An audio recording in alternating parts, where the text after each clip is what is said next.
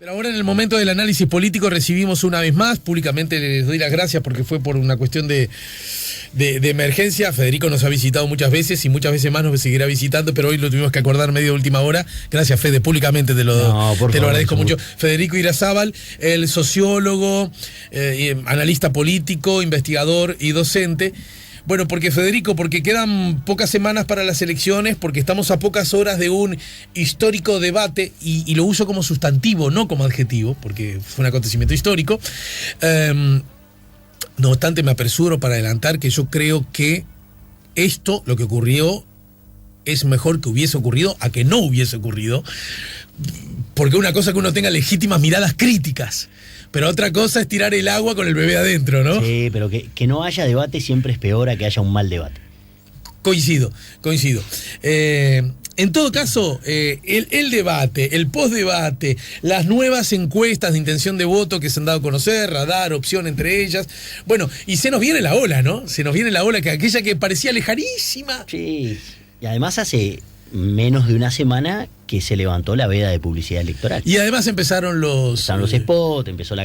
Es increíble, estoy viendo muy poca televisión, por razones que no vienen al caso, muy poca televisión, estoy muy poco en casa, y por lo tanto estoy bastante al margen porque yo soy de los que, a diferencia de las mayorías, en general disfruta de las campañas desde el punto de vista publicitario, porque me gusta ver los avisos, los jingles, claro, ver las calidades, ver qué es lo que apuntan los creativos, ¿no?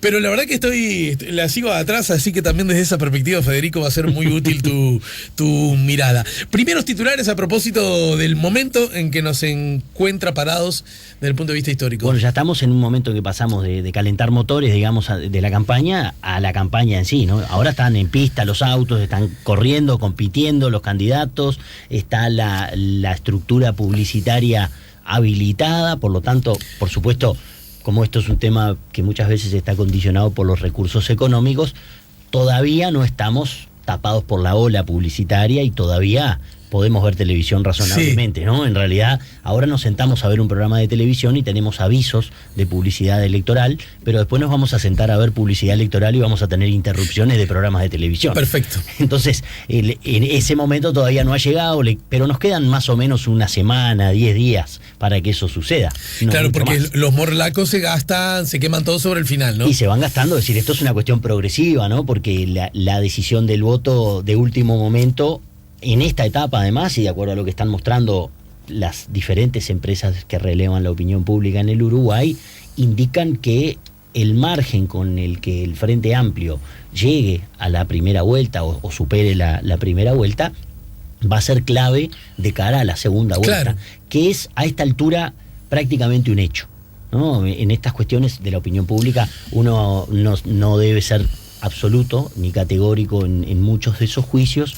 Por eso lo relativizo, pero uno debería decir, bueno, es altamente probable o casi improbable que en Uruguay no haya una instancia electoral el último domingo de noviembre, porque, bueno, los distintos niveles de intención de voto que están mostrando los partidos parecen indicar que ninguno de ellos va a superar el 50% más uno del total de votos. Por lo tanto, ahí, bueno, tendríamos que pensar que el Frente Amplio deberá, o el candidato del Frente Amplio, Daniel Martínez, deberá enfrentar, como todo parece indicar también, por las mismas razones, a Luis Lacalle Pou en una segunda vuelta. Entonces podríamos asegurar que dos o tres cosas. Primero, va a haber segunda vuelta, ¿no? Uh-huh.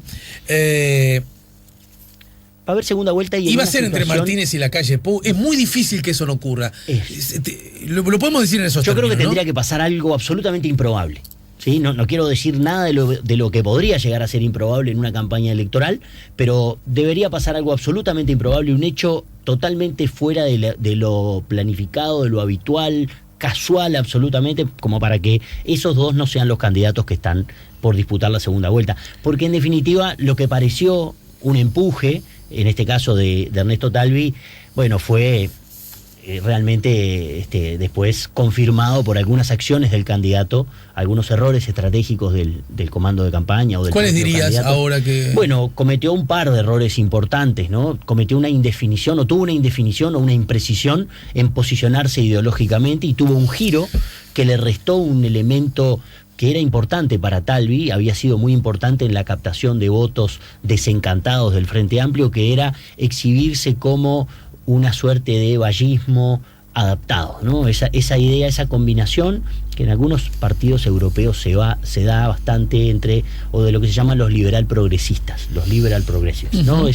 Son esos partidos de corte o de inspiración socialdemócrata, pero que tienen en la participación del mercado en la economía un componente mucho más fuerte que en el caso de los socialdemócratas. Entonces, en esa situación, bueno, Ernesto Talvi pareció haber logrado captar muchos votos que podían ser, o podíamos atribuirlos a votantes del Partido Independiente, podíamos atribuirlos también a votantes de los sectores más moderados del Frente Amplio, y que ante un cierto desencanto con el desempeño del último gobierno, lo veían a Talvi como una alternativa. Me permito sugerirte que en esa pecera también estaban esos votos, llamémosle así, un poco más centro-izquierda del Partido Nacional, algo vinculado También con el wilsonismo. Recordemos que después de la interna, la candidatura de la calle Pou sufrió una baja en intención de votos. Entonces uno podía suponer que por ahí también... Sí.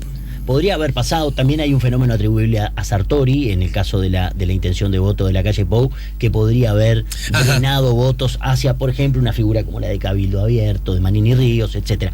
Pero o quizás el Frente Amplio también, que tuvo una subidita, ¿no? También el Frente pudo haber tomado de nuevo votantes que quedaron colgados, perdidos. Pero volviendo a Talvi, volviendo a Talvi, Talvi también sufrió otro drenaje de votos, pero por el otro lado del espectro ideológico. Es decir, que por derecha...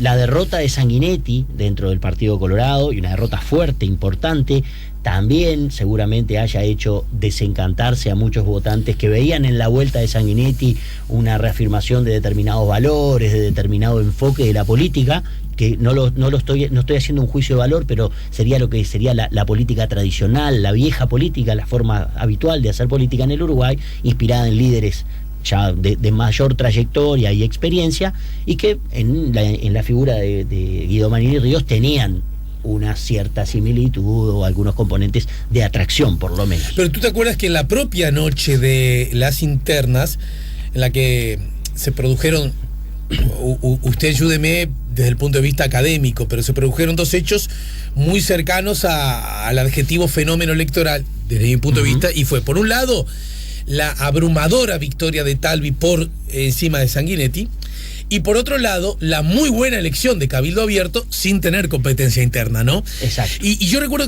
que Sanguinetti, con una, al decir del músico argentino, con una honestidad brutal, dijo, estos votos nuestros se fueron para Cabildo, se fueron para el general, ¿verdad? Sí, lo admitía Sanguinetti. Y quiero decir, incluso antes de la interna. Claro. Con causa de su derrota. De su derrota, exactamente. Intentando explicar su derrota. Por lo menos parte de la misma. Lo atribuía. Y luego, bueno, pero luego eso sería también, es verdad, Alejandro, coincido, razonable para explicar el crecimiento de Cabildo Abierto. Y bueno, pero esos ya eran votos que Talvi no tenía. Exacto. Ahora, ¿qué pasó con los votos post 30 de junio de Talvi? Bueno, algunos otros de esos votos también se fueron en la negativa de Talvi a Pedro Bordaberry, es decir... Yo agrego, perdóname, no es corrigiendo, de Talvi y de Sanguinetti. Y de Sanguinetti, ¿no? Es porque decir, la famosa carta de Sanguinetti, ¿no? Esa finta que le hicieron a Bordaberry, en definitiva diciéndole, bueno, gracias por todo, por tu apoyo, pero la verdad que vos no participaste, no nos acompañaste en la interna y ahora no te vamos a dar un lugar, cosa que creo que hubiese generado, como diría el famoso y querido contador Damiani, ¿no? Una tormenta con matraca. Pero en general, pensando en el bien del partido y en el desempeño posterior, si hubiesen sabido de esta caída de 5 o 6 puntos en las encuestas, yo creo que esos dirigentes también hubieran firmado. Porque hoy también están complicados. Es decir, hoy hay una serie de figuras que tenían legítimas expectativas de ser electas con un Partido Colorado votando el 18, el 19%, y que si hoy el Partido Colorado vota el 13%, quedan afuera. Bien. Entonces decir, bueno, le dejo un lugarcito por arriba mío a Bordaberry, pero yo, bueno, entro igual porque el Partido Colorado suma 18 y ahora no le dejé el lugar a Bordaberry, perdí el electorado que tenía por derecha y sin embargo también me implica que eso quede afuera y caiga. Yo estoy en un todo de acuerdo contigo, es más, me acuerdo que en el programa del que estoy en Canal 12, al que vos visitas cada tanto también, sí. Recuerdo que sobre el tema dije, entiendo las razones políticas por las cuales le dicen no a Pedro, las entiendo, vos de alguna manera. Pero desde el punto de vista electoral es un error. Ojo con el cálculo, subestimaron el poder que la imagen y la figura de Bordaberry tenía para retener votos dentro del Partido Colorado. Pero también, repito que estoy de acuerdo con ese pensamiento y que creo que fue un error político electoral. Alguien me ha dicho, cuidado, que a veces alianzas que vos suponés que te suman, significa que te suman por un lado y te restan por el otro. Ese universo del voto un poquito más moderado que supo legítimamente cautivar o seducir Talvi, con el regreso de Bordaberry andás a ver si no hubieran corrido riesgo. Acá entramos me veo una obligación de decirlo aunque yo no lo pienso. Acá entramos en la si hubiera, la ¿no? contrafáctico, la contrafáctica, que bueno, pero yo agrego una al si hubiera. Bueno, sí, pero si hubiera mantenido esa posición moderada, liberal, progresista, con un Bordaberry que además, a los ojos de la opinión pública y a los ojos de sus propios votantes, no se iba del Partido Colorado. Entonces, era como, viste, decir, Bordaberry está ahí, es como quedó, ¿no? Parafraseando a otro músico, siempre estuvo cerca, ¿no? Es decir, no se fue, nunca se fue del todo. Dijo que se retiraba, en este caso, no iba a ser candidato, pero en política eso no existe, ¿no? La de las actuales circunstancias de la calle, claro. En el 99, es decir, todos tienen su propio regreso. Pero en definitiva, el costo de haberlo dejado ir, en ese caso, si pensamos que ya se había ido y no irlo a buscar y qué sé yo, me parece que fue superado. ¿Por qué? Bueno, porque aparece esta nueva figura del general Manini Ríos, aparece Cabildo Abierto, aparece toda esta estructura que de alguna manera tomó esos votos que estaban muy descontentos por el lado de la derecha. Me permito en esta dirección, mirá cómo estamos haciendo foco en Talvi, porque incluso el posteo que hizo Bordaberry del debate, a ver, fue un elogio un poco exagerado para la calle Pou. Era como un elogio que yo creo que parecía blanco. Y yo creo que cualquiera podía darse cuenta que era un hombre que estaba enojado. Creo que no estaba hablando mal de Martínez. Hubo dirigentes del herrerismo que no fueron tan elogiosos con el desempeño de la calle. Porque era como decir, pará. Estoy de acuerdo. No, era como decir, pará, Pedro. Son amigos, ¿no? Pero digo, y en eso, y destaco otra cosa también muy interesante, y a propósito de eso, que fue un tuit de Yamandu Orsi también muy, muy, muy lindo de lo que es la política uruguaya, a propósito de la despedida de Bordaberry, elogiando su capacidad, su trabajo y sus cosas, que son cosas muy buenas. Ese era un asunto que unánimemente recogió el sistema político y en particular el Parlamento a propósito de su retirada en la apreciación unánime que se trataba de un legislador de alta calidad y buena capacidad y alta capacidad de trabajo. Pero en la tribuna del Palacio, decirlo así, engolado y elogiar la capacidad. Vos decís que claro. Está bien, pero otra cosa es hacerlo en tu cuenta de Twitter y destacarlo desde el punto de vista. Te exponés un poquito más. Claro, ¿no? Está bien. Bueno, es otra cosa, y es un gesto interesante también. Yo una cosa aprendí de mis amigos. Lo que pasa es que mis maestros también son amigos, entonces está medio raro. Pero yo he aprendido alguna cosa de mis maestros, como Fito, como Buqué, como el Chasque, y es que de los políticos lo que uno tiene que esperar es política. Sí. Y por lo tanto, pero la política... si Yamandu Orsi dice eso, no digo que no lo sienta y ni que no lo crea, pero también tengo todo el derecho a suponer que él también, porque Yamandu es un dirigente. Exacto. Yo no le resto. Me quedó claro. A Orsi, pero también la política se hace a veces desde el afecto y se recibe de parte de la ciudadanía cada vez más desde lo afectivo y desde lo emocional. Completamente de acuerdo. Entonces pesa un tuit de un político donde el político se muestra sensato, se muestra cercano, muestra afectuoso, abre su corazón para ponernos melosos y poéticos, pero para citar canciones, ¿no? Seguir citando canciones, ¿no? Yo vengo a entregar mi corazón. Pero en definitiva va por ahí, ¿viste? Creo que en ese caso esa honestidad, si es verdadera, si es sincera, si es consistente a lo largo del tiempo y coincide con la imagen que tiene el político y con la identidad que tiene el político, que son dos cosas completamente distintas, pero que pesan muy, muy fuerte en la percepción de la ciudadanía. Bueno, suman, claro que suman. Y podría habérselo callado, decir, podías no haberlo puesto, y no pasa nada, y la gente te iba a querer igual. Ahora, cuando vos lo señalás, estamos hablando de eso. A Talvi además le pasaron otras dos cosas. Primero, que creo que no es menor, estuvo más de 2 semanas fuera de...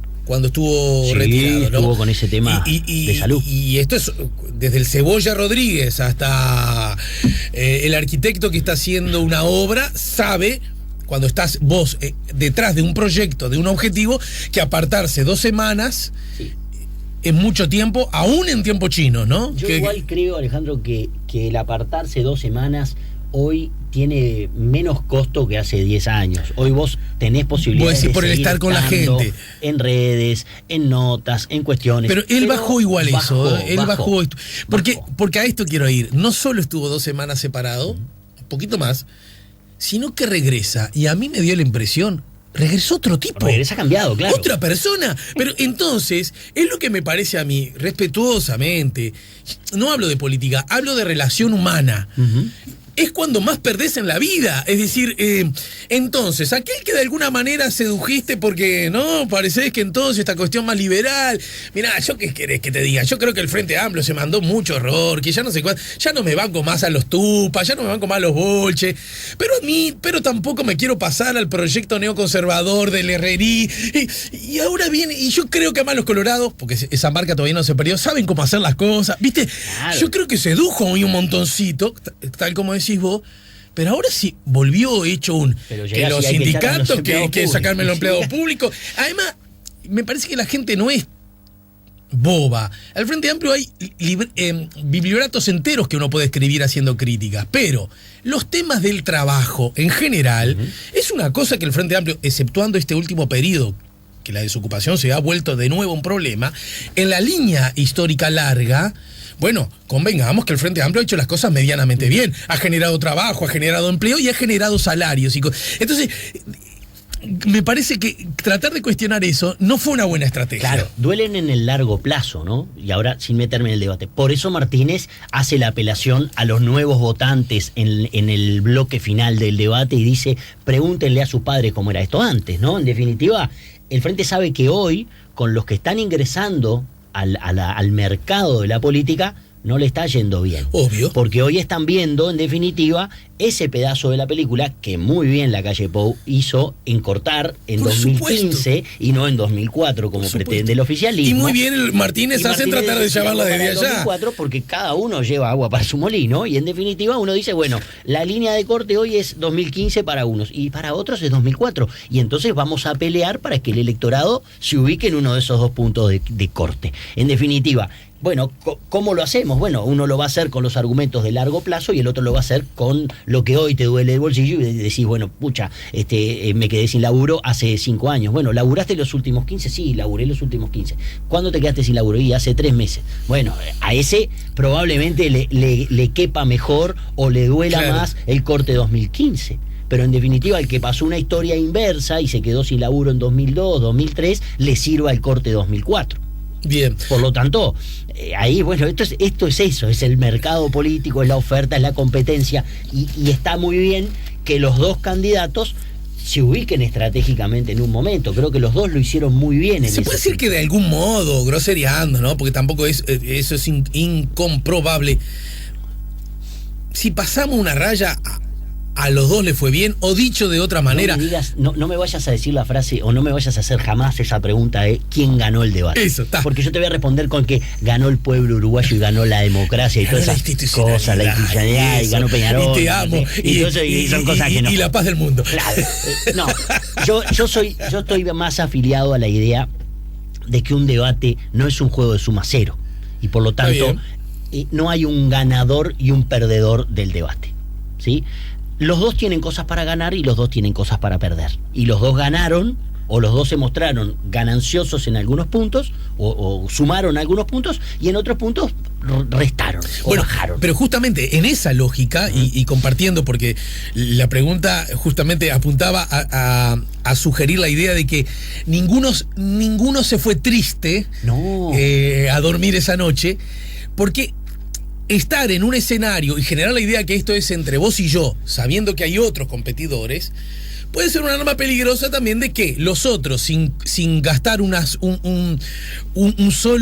sola caloría, ganen rédito. Claro, ninguno de los que quedó afuera del debate ganó nada. Exacto. Con el debate. Exacto. Es decir, y eso implícitamente implica que le fue bien a los que estuvieron. Claro, si hacemos una lista, ¿no?, de objetivos que cada uno de los dos candidatos que participaron del debate tenían, en uno de los puntos de cada una de esas listas estaba que no me gane votos ni Talvi, ni Manini, ni Pablo Mieres. O sea, no perder por ese lado. Por supuesto, tampoco perder votos con mi contrincante. Ahí va a ser difícil que gente que estuviera para definirse en esta etapa, por lo menos, en la de la primera vuelta, y que por causa del debate hubiese cambiado. Generalmente, además, es justo decir que los debates tienen escasísima o nula posibilidad de modificar el voto. Generalmente operan como reforzadores de determinadas tendencias. Basta ver las redes, basta conversar con cualquier amigo, hablas con un amigo frente amplista y te dice, el pelado se lo comió. Y hablas con algún amigo del Partido Nacional o de la oposición y te dice, no, la calle le pegó un paseo bárbaro y qué sé yo. Entonces, esas opiniones están absolutamente cargadas de subjetividad. Y es verdad que en algunos puntos Martínez lo superó y en otros puntos la calle lo superó. Pero también muchas veces, y esto es como algunos juegos, ¿no?, y algunos deportes, como por ejemplo el correr, el atletismo, uno no compite con los demás, compite también contra sí mismo. Perfecto. En el debate. El candidato tiene un componente de competencia consigo también. ¿Por qué? Bueno, porque tiene que administrar, por ejemplo, tensiones, tiene que saber, además de responder al rival, al contrincante si se da la situación, pero también tiene que tener la habilidad y la capacidad para exponer sus propias ideas en 4 minutos por bloque, que vuelan, es decir, y tiene que en 1 minuto y medio una réplica, y en 1 minuto una contrarréplica. Entonces, eso es una competencia con uno, y que realmente 25 años después de que hubo un debate televisivo por candidaturas a la presidencia en el Uruguay, es difícil. Son muebles que están crujiendo todavía, en realidad, en el debate. Los dos estaban cargados, además, de toda una subjetividad y de un peso de que esto era un debate histórico, de que esto era una cuestión que prácticamente inédita en la historia del Uruguay y qué sé yo. Dale, saltá el escenario ahí. Claro. Subite con más de 30 puntos de rating como tuvo el debate, cerca de 40 puntos de rating que tuvo. Estamos hablando de 450.000, 480.000 personas viendo el debate por televisión abierta, 3 canales nada más. Sumale a eso la televisión pública, sumale TV Ciudad, sumale. Yo vi TV Ciudad porque estaba Chaschetti. No, bueno, no. ¿Sabés qué? Sí. No porque estaba Chaschetti, porque había algo en las pausas. Como no tenía publicidad. No, estoy de acuerdo. Ubicá, es como. Le mandamos un abrazo a Daniel. Me pasé para ahí. Pero es así. Yo no lo sabía. ¿Viste esa manía de hacer el clic? El zapping. Hago el clink. Pero epa, ¿y esto? Y ahí me quedé. Pero estuvo buenísimo y había, por supuesto. Vos estabas en el 4, ¿no? Sí, estaba en las radios, estuve en el post, entonces, pero. Sí, no, pero en definitiva, los revisé a todos. Los canales hicieron un gran esfuerzo. Todo el esquema de medios del Uruguay hizo un gran esfuerzo en tal sentido. Hay periodistas que están llorando, que les duele, que no haber estado, que critican el rol de los colegas que estuvieron en el debate. Bueno, esto es como todo, ¿viste? Cada uno hizo su mejor esfuerzo y cada uno puso lo mejor que se pudo en ese momento con lo que había, ¿no? Bien. Es como, ¿viste? Hice lo que pude con lo que me diste. Bueno, acá se hizo lo que se pudo con lo que se dio y con lo que los candidatos permitieron, que también, ojo al gol, fue poco. Es decir, los equipos de campaña, lo sé, me consta, fueron muy duros y actuaron, y esas lógicas, ¿no?, a veces corporativas, se abroquelaron los dos. Primero se pusieron de acuerdo entre ellos y se pararon frente a los medios y dijeron, esto sí, esto no. Claro. Entonces, bueno, vos sos un medio, tenés la posibilidad, vos mañana tenés la posibilidad de traer al máximo exponente o tenés la mejor nota y vienen y te imponen determinadas condiciones que no son violatorias de tu libertad ni nada de eso, simplemente te exigen hacer algunas concesiones, por ejemplo, en términos de, no sé, enfocame más acá, más allá, lo que fuera, y las haces, porque tenés la oportunidad de participar de un evento. Pero además nos estamos olvidando en particular de ese asunto que vos decís, de un tema que no me parece que no es menor. Los protagonistas políticos fueron también coorganizadores del debate. Claro. Es decir, no fueron un lugar al que le invitaron como acá viene y en todo caso que a veces ocurre, mirá, de este asunto yo no quiero hablar, con todo derecho alguien dice algo, y uno con todo derecho le dice, yo te pregunto y vos decís que no querés hablar, ¿verdad? El famoso episodio de Frost y David Frost y Richard Nixon en el que está muy bien en la película. En la película, ¿no? Dice, claro, sí. Bueno, yo vengo a la entrevista, pero usted no me pregunte sobre el caso Watergate. No, quédese tranquilo, Nixon, no le voy a preguntar. Y lo primero que hace cuando se sienta le pregunta sobre Watergate en vivo. Bueno, yo qué sé. Es un tema de reglas de juego y está en cada uno después asumir las consecuencias. Vos sos de Peñarol, ¿no? Sí. Rivas, Cobertura. Cobertura, segunda pelota. Rivas, también fue entrenador de mi equipo, de ¿no? En el clásico de los piñazos, en el que va preso después Rivas, ¿no? Le concede una entrevista a alguien, a un periodista de Canal 12. Lo tengo en la punta de la lengua, pero no lo digo porque no estoy seguro que fue él. Y en la entrevista, ve cómo jugó, como si nada, como si no hubiera habido el piñazo, la greca. Y en un momento le dice algo. Y Rivas se le enoja y dije, pero te dije que de ese tema no. Y entonces ahí es donde uno tiene que decidir. Si uno acepta la nota bajo esas condiciones, si hace la pregunta, no es ético. Ese es mi punto de vista, ¿no? Pero eso es subjetivo. Pero uno puede arreglar, está bien, no hablamos de eso, pero yo te lo pregunto y vos decís que no lo querés hablar. Entonces, mi trabajo lo hice para no quedar como un banana ante el mundo. Sí, claro. No le pregunto por las Torres Gemelas a Bush el 12 de septiembre, ¿verdad? Sí. Y vos me decís que no querés hablar. Pero eso forma parte, en todo caso, de otra discusión. Pero esto es un acuerdo. A ver, los candidatos que participaron del debate, por lo que recoge la prensa, y no voy a decir entonces que eso no fuese así, y después lo supe también, tenían una persona en el control de cámara viendo que los planos se ajustaran a lo que se había acordado.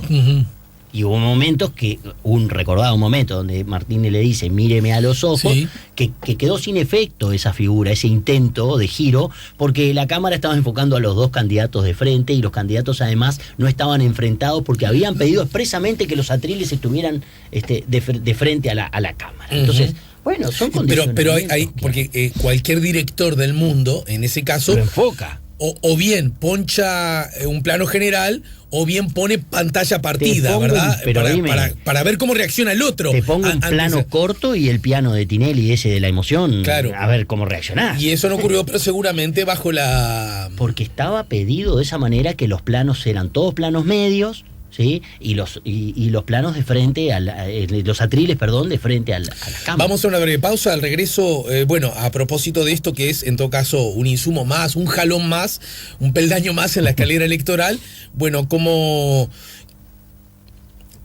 crees tú que se están desempeñando las cosas, teniendo en cuenta que ahora sí, ya no hay excusas, arrancamos con todo y nada queda fuera de... Y teniendo en cuenta algo que recién insinuaste, y tiene que ver con que el Frente Amplio va a ser el partido más votado. Otra vez, como lo viene siendo desde el año 99, ¿cierto? Pero el Frente Amplio ya le pasó ser el partido más votado y no ganar en una segunda vuelta. De hecho, en el año la 99, primera vez que el estreno del nuevo sistema, exacto, sucede eso. Exacto. Tiene el 40, si no me equivoco, tuvo el 40 y medio, ¿no? O el 40% de los votos, sí. Y no ganó. En el aire está la idea que con el 40% el Frente Amplio no llega, ¿verdad? Casi te diría que es una certeza. Pero ¿con qué número llega? Lo vemos luego de la pausa. Estamos con Federico Irazábal. Estamos poniendo la mañana en camino. Federico me va a mandar una información, lo acaba de decir. Bueno, estamos escuchando a Bryan Adams, que estará, el canadiense, aquí en Montevideo, el próximo lunes 14. Y Sebastián García Parra, con su columna de inteligencia artificial, un poco a propósito de cuál fue el comportamiento en las redes, antes, durante y después del debate. Ya lo vamos a ver en un minuto nada más. ¿Te querés ganar la tarjeta del socio espectacular? Manda tus datos personales, nombre, cédula completa y número telefónico de contacto a través del 099-894-987. ¿Querés hacer una pregunta a Federico? También usás la misma vía, 099-894-987. Federico, hay un número, mágico, en el que uno puede decir, el Frente se queda sin chances, el Frente tiene chances de pelearla, el Frente la va a ganar como lo ha hecho las últimas 2 veces en segunda vuelta. Bueno, hay un número ahí clave que está rondando el 42-43%, ¿no? Ese sería un número que al Frente le daría tranquilidad para encarar la segunda vuelta. No digo que también que si saca el 42% esté salvado, pero en realidad Yo creo que todo lo que esté por debajo del 40, y va a ser una perogrullada, pero lo que esté por debajo del 40 lo pone en una situación prácticamente improbable de triunfo, porque ahí hay que medir un poco cuál va a ser la posibilidad de captación de votos de los demás partidos, de los que queden fuera del balotaje. Claro, entonces, entiendo. es decir, bueno, ¿es razonable pensar que todos los votantes del Partido Colorado se van a ir para uno solo de los candidatos? No. ¿Es razonable pensar que todos los votantes de Cabildo Abierto se van a ir para uno solo de los candidatos? No. Pero, a ver, hay mayor afinidad probablemente entre los votantes de Cabildo Abierto para votar a la calle Pou y entre los votantes de Talvi para votar a la calle Pou que a Martínez. Por lo tanto, va a ser importante, ¿sí?, la diferencia que pueda sacar el Frente Amplio en la primera vuelta respecto de la suma, por ejemplo, de dos de los partidos que compiten. Porque además también eso va a ser determinante y clave para la cintura que pueda llegar a tener un eventual gobierno de coalición encabezado por el Partido Nacional. Bueno, voy a ir a eso, pero antes, una definición casi de literatura politológica, porque yo me ando peleando con la gente por ahí que diciendo que desde el punto de vista político, si bien el Frente Amplio puede que advierta en la aparición de Cabildo Abierto como una mala noticia, por distintas razones, desde el punto de vista electoral, yo soy de los que entiende que Cabildo Abierto no es mala noticia para el Frente Amplio. En este sentido, una oposición lo más diseminada posible es siempre una mejor chance para el partido de gobierno en una segunda vuelta. Tirame al óvalo si me tenés que tirar, ¿eh? No, yo tiendo a estar de acuerdo con tu afirmación porque el electorado de Cabildo Abierto es un electorado incógnita, es decir, no sabemos qué, o por lo menos no sabemos, no tanto del electorado, pero no sabemos qué capacidad de retención y de transferencia tengan las acciones y los dichos de Manini Ríos sobre sus electores. Aparece en algunas de las encuestas, por ejemplo, que Cabildo Abierto tiene un porcentaje muy alto, los votantes, de Cabildo Abierto tienen un porcentaje muy alto de adhesión al plebiscito que propone Jorge Larrañaga. Sin embargo, Manini se ha manifestado públicamente de que no va a votar el plebiscito y que está en desacuerdo. Sí, claro. Entonces, ¿qué habilidad tiene la cúpula o la estructura de Cabildo Abierto para decir en una segunda vuelta, bueno, voten a fulano y todos esos votantes lo van a acompañar? Está la posibilidad de dejar en libertad de acción al electorado, que es algo que han hecho algunos partidos. Sí. Seguramente no haga eso Cabildo. No va a pasar, ¿no?, con Cabildo Abierto. Eso hoy le dijo a Búsqueda. Manini Ríos afirma que en un futuro parlamento Cabildo Abierto, está hablando del parlamento, pero igual lo aplica seguramente, en un futuro parlamento Cabildo Abierto apoyará lo que sea cambiar estos 15 años, ¿no? Claro, pero en definitiva, una cosa es los que van a sentarse en el parlamento y otra cosa son los que van a poner el sobre en la urna, ¿no? Sobre todo porque además esto es también no está tan probado y no está tan estudiado, investigado, pero uno tendría que tender a pensar que ahí en Cabildo Abierto hay muchos votos que en algún momento se inclinaron por el MPP o por el estilo de una figura de liderazgo como la de Mujica y que de repente no son tan afines a una figura como la de la calle Pou para una segunda vuelta. Por lo tanto, hay que trabajar ahí, es importante en ese sentido para el Partido Nacional si quiere ganar en la segunda vuelta. Aunque el Frente saque el 40%, o el 39%, o el 38%, no quiere decir que el partido esté definido tampoco. ¿Cómo viste la designación del anuncio de que Leal va a ser el próximo ministro? Porque me ha asombrado las miradas tan encontradas que hay acerca de ese acontecimiento. Para mí fue un momento que cambió el debate. Para mí fue, ayer justo lo hablaba en una mesa con Gonzalo Ferreira, con el editor del Observador, y le decía, Gonzalo, esa noticia, fuera del contexto de un debate donde se dicen muchas cosas, es tapa del diario.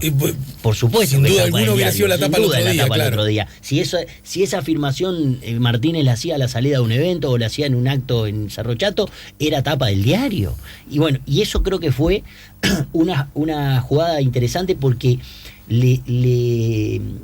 lo sacó del partido en un momento a la calle. Es decir, que lo puso o le dio aire a Martínez, ¿no? Le dio espacio como para ordenarse. Después de un primer bloque donde había patinado, derrapado, se había ido absolutamente por cosas, había sido un pésimo primer bloque, que si el tono de Martínez y el enfoque hubiese sido a lo largo de todo el debate, ahí yo no sé si el debate no hubiese sido perjudicial para el candidato. Entendido. Pero en definitiva, se reacomodó. y fue como un momento, ¿no? Así en el debate. Si uno... Luce como una paradoja, porque en un tema que el Frente Amplio tiene para exhibir muchas más debilidades que fortalezas, ¿no es cierto? Sí. Los temas vinculados a la inseguridad, que ese asunto haya, curiosamente, para decirlo menos, por lo menos empatado. Claro, pero ves, por ejemplo, si bien Lacalle estuvo acertado en trazar el paralelismo Leal es Bonomi, esto fue, como pasó la otra vez en Casaballe, Leal es Leal y Kessman es Kessman, ¿no? En definitiva,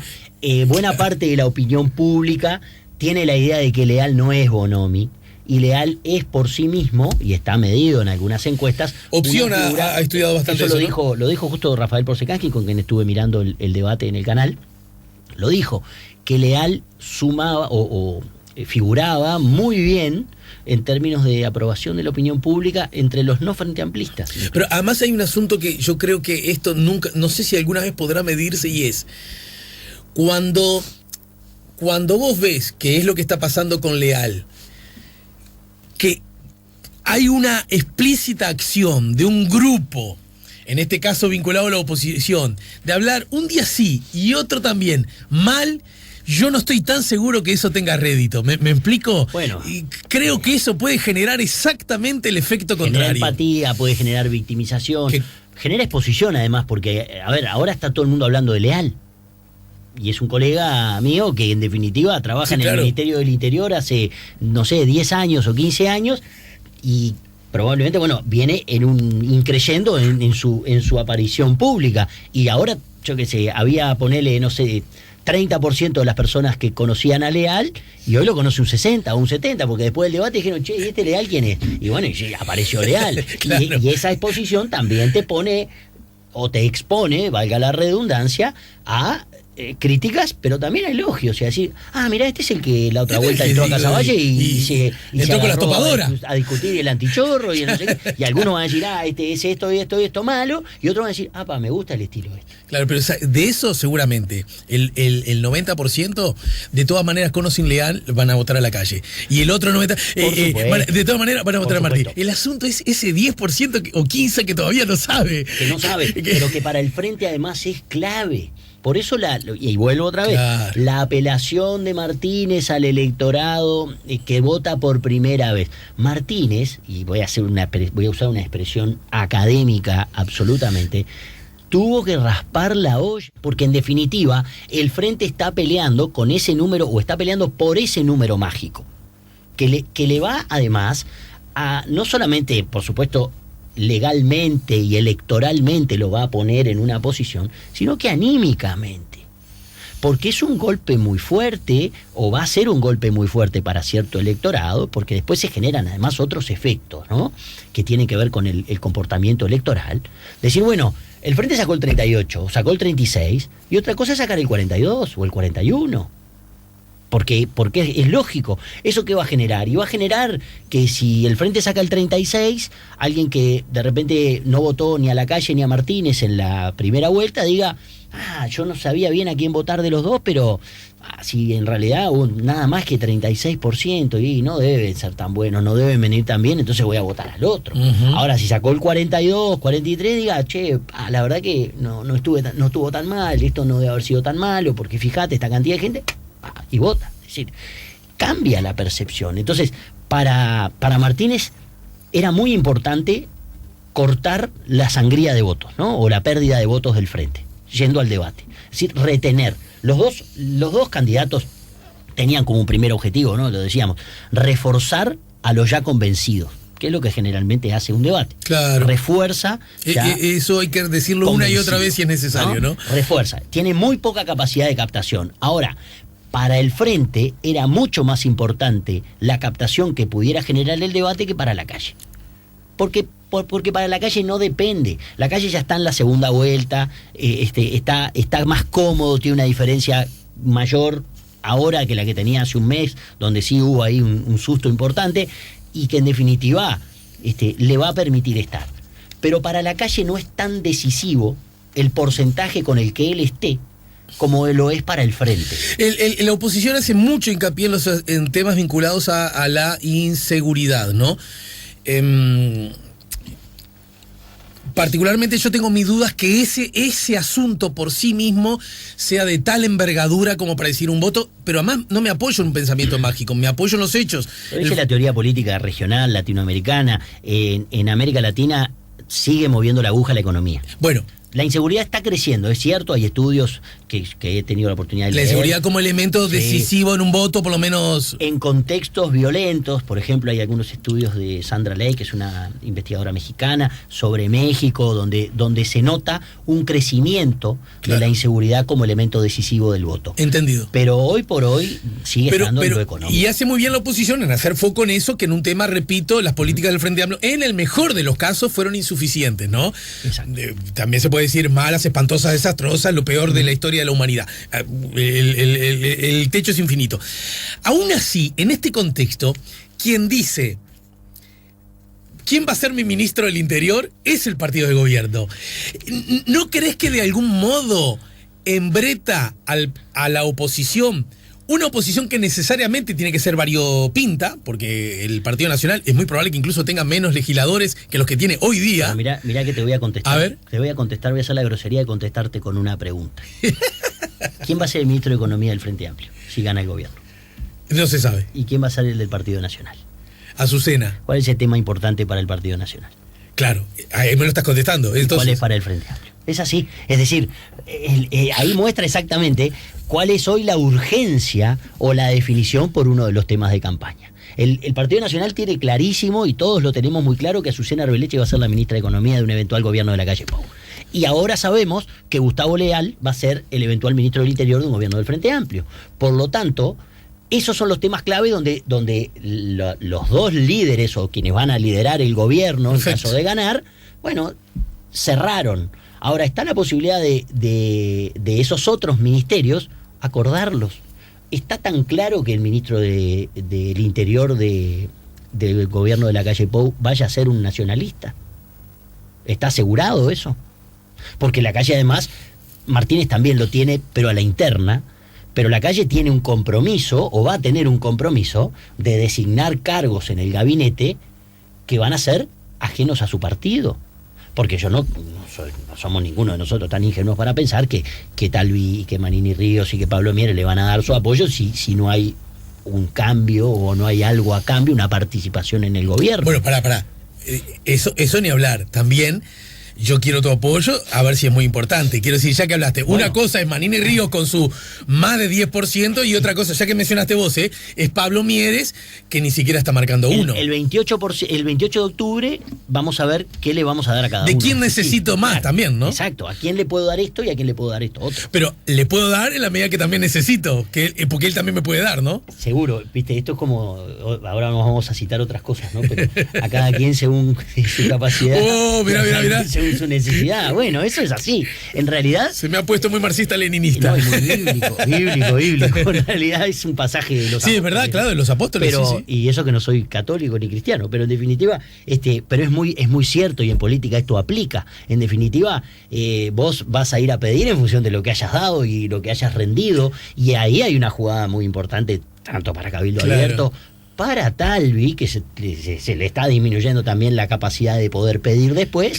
y para Pablo Mieres. Entonces, ahí la calle ha sido muy explícito. Ayer en un acto en Florida dijo que él tiene una coalición de brazos abiertos. Bueno, pues fue lo primero que dijo desde el estrado la misma noche del triunfo de las internas, ¿no? Y los mencionó, se ocupó de mencionar desde Manini a Mieres. Que te acordás que enseguida Talvi respondió diciendo, no, yo con Manini no sé, Claro, pero a ver, ¿cuál sería el escenario ideal? Bueno, el escenario ideal probablemente, sí, claro, para el Partido Nacional es tener un Partido Colorado lo suficientemente fuerte como para no tener que sentarse a negociar tanto con Manini y con Pablo Mieres, y poder concederle mucho más a uno que a otro. Ahora, cuanto más se acerca el Cabildo Abierto al Partido Colorado, bueno, ahí vos tenés dos jugadores entre los que vas a tener que repartir bastante equitativamente los cargos. Claro. Entonces, ahí hay una cuestión. Pero Martínez tampoco la tiene tan fácil a la interna, porque Martínez, vamos a ponernos de acuerdo en que ha tomado algunas decisiones, por ejemplo, en las cuales hay sectores clave que no están apareciendo. ¿Qué le ha dado al MPP, por ejemplo? No sabemos todavía. Bueno, en la intendencia ya fue muy claro, ¿no? En la intendencia fue muy claro. Cuando no le dio nada, quiero No decir. le dio ¿no? nada. Pero explícitamente, Por ¿no? supuesto. Ahora, También, ¿va a poder para repetir contar el toda la modelo? historia, el MPP fue que le dijo, usted no va a ser intendente, ¿no? Bueno, antes se la había hecho, ¿no? Viste que uno tiene un poco de memoria, Sí, pero sí, en sí. definitiva, ahora no sé si está la jugada como para que cada uno Bueno, diga, mida, ¿no? la campaña del MPP, la campaña de la 609, casi no nombra a Martínez, ¿no? Tampoco la del Partido Socialista. Bien, pero, qué paradoja, ¿no? pero en definitiva... Y Leal, si bien no es un hombre del MPP, no es un hombre claramente distanciado de hecho, trabaja con Bonomi, ¿no? Trabaja como Bonomi, pero Leal es digamos, sí, fue electo por o entró por la 711 que después explotó, se desintegró, pero en definitiva... No, y hay que decir además, claro, porque ahora esta política está bien que se cobre todo. Sí. Mira que estuvo con que Sendik. vino con Sendik. Cuando explota lo de Sendik, este hombre se aparta también, Se ¿no? aparta, Es decir, está dice, bien. no, yo acá no puedo seguir más.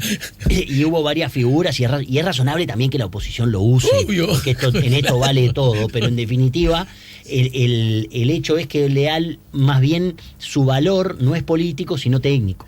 Claro. Es un técnico que trabaja en el área de seguridad. No, y además que en su condición de fundador del Abrojo, un hombre que conoce literalmente, pero además académicamente, el campo como poco, ¿no? Por supuesto, y que además obviamente viene del lado de las políticas sociales, Claro. como respuesta al combate a la inseguridad. Entonces, claro que tiene un valor adicional y es una figura de peso y que incluso fue elogiado por Talvi. No, es que Talvi yo creo que... Bueno, volvemos a Talvi, mira, y ya terminamos. Sí, porque es un fenómeno muy, muy interesante, ¿no? Además yo tengo un acuerdo y es que de los petizos siempre hablo más. Bueno, pero hay otros petizos. Sí. La calle también. La calle forma parte de mi cuadro, claro, obviamente. El otro día me fui a sacar una foto. Bueno, usted tampoco se me haga él, ¿no? Pero te voy a contar una que no se es me haga el Pedro incidencia. Bordaberry. Pero cuando fuimos al debate el otro día nos sacamos una foto y yo quedé entre los altos. Porque estaba Fito Garcés, Gabriel Mazarovich y Connie Hughes. Y yo me tuve que parar atrás de todos en la foto para salir. Claro, yo quiero estar siempre al lado del Connie Hughes. Claro, no, ahí había una línea de tres que era... Fito Garcés, que es hermano mío de la vida, me acuerdo cuando se puso de moda Amodio, ¿no? Sí. Que para todos nosotros Amodio era como, ¿no? Que aparece ahora ya Amodio ya no interesa, pero no importa. No. Pero cuando aparece Amodio, lo conoce Fito, y yo le pregunto, comete una infidencia, pero no, es Fito, ¿estuviste con Amodio? Sí, lo vi en el canal. ¿Y? Es más petizo que nosotros, sale. Claro, pero estaba el mito, ¿no? De Amodio era como una... No, la figura aquella, ¿no? Sí, claro. ¿Viste? Estuvo muy bien. Pero yo quedé alto el otro día en esa foto. Te felicito. Pero bueno, no, lo de Talvi, y es claro, Talvi habló de que era importante tener técnicos como Leal. Bueno, ahora hay que ver si opinan lo mismo, ¿no? En definitiva, porque el área de seguridad también ha sido un área en la cual al Partido Colorado le ha costado. No, y además hubo mucho ruido interno. Por eso digo, mucho ruido interno. Entonces, bueno, es un tema también importante y hay que ver qué pasa. Pero yo, igualmente, obvio, esto no creo que tenga el carácter decisivo como designación que sí tuvo la designación de Astori como ministro de Economía en 2004. Pasamos y además allá, en el BID, ¿no? En el BID, pero digo, y en 2004, bueno, y obvio, con todo el respeto que le tengo a Leal, profesional, no es Astori, es su área, ¿no? Pero digo, pero en definitiva... Es otro momento del país también en todo sentido. Pero ¿no? sí le agrega al debate un elemento, bueno, propositivo, claro y concreto. Pasamos raya. El último domingo de octubre vamos a descubrir que va a haber segunda vuelta. El Frente Amplio va a ser el partido más votado. También. Que a la segunda vuelta van Martínez y Lacalle. Sí. Y que probablemente tengamos 1, 2, 3, 4, por lo menos cuatro partidos en el Senado. En el lo Senado. mismo que tenemos hoy. Bien. Yo creo que vamos a tener los mismos partidos que tenemos hoy. Y una cosa interesante que Daniel Buqué señaló el otro día. No los mismos, el mismo número. El mismo número. Justamente, por eso mismo que acaba de decir, una mayor movilidad en esta elección que en elecciones anteriores. La sola presencia de Cabildo lo explica, ¿no? Sí. Sí. Ese, no sé qué sacará La Cabildo. volatilidad. ¿Verdad? Mayor que en otras elecciones. Sí. La propia presencia de Cabildo, que no existía Sin duda. como tal, y ya existe, y además contaría con por lo menos un 10% de los votos, ya habla de una volatilidad de por lo menos 10%. No, y ojo al gol que hay algunos partidos que todavía están peleando la entrada en el Parlamento, ¿no? En definitiva, seguramente Unidad Popular mantenga su banca, el Partido Independiente va a mantener la representación, veremos si tiene 1 o 2 diputados. Si tiene 3 diputados, todo indicaría que tendría un Senado. Ese es un escenario que hoy luce como muy difícil para el Partido Independiente. Es difícil, ¿no? Pero puede llegar a tener 2 diputados. El Peri parece que se cuela. Puede colarse el Peri, puede colarse otros. Es decir, hay un grupo ahí de partidos chicos que de repente o van a llegar muy cerquita. Pero podríamos llegar a tener, y eso sí es muy probable, y que vamos a tener muy, muy probablemente, la Cámara de Representantes con el mayor número de partidos desde el retorno a la democracia. Vamos Bien. a tener más de 5 partidos en la Cámara de Representantes. Bueno, y eso también merecerá... También es inédito. Entonces va a haber un montón de cosas para seguir conversando. Gracias, Federico, por el tiempo. Por Muchas favor, gracias y por la saludos. invitación, como siempre. Federico Irezábal nos ayudó a poner la mañana en camino. El sociólogo, analista, docente, estuvo acá en el 98.7. Ya volvemos con La Mañana en Camino.